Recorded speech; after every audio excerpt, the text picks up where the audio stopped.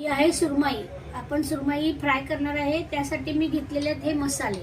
हा आहे गरम मसाला, हा आहे जिरा पावडर, हा आहे हळद, हा आहे लाल तिखट, हिंग आणि धना पावडर आणि त्याला चोळण्यासाठी लिंबू.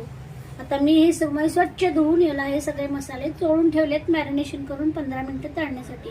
आणि हा आहे रावस आणि आज रावसला मला मिळालेले आहे गाभोळी. त्याचं मी नंतर प्रिपरेशन करणार आहे आणि ह्याला पण हाच सगळा मसाला लावून मॅरिनेशन केलेला आहे. आणि त्याचे जे तुकडे आहेत मुंडक्याचे त्याचा थोडासा मी नंतर रस्सा करणार आहे. नंतर हे आहेत बोंबील. बोंबील मला करायचे आहेत हिरव्या मसाल्यामध्ये, म्हणून मी ह्यात घातलेलं आहे लिंबू, मीठ, मिरची, कोथिंबीर, आलं आणि लसूण. त्यालाही हे मी मॅरिनेट करून ठेवणार आहे. आता आपण येऊया खेकड्याकडं.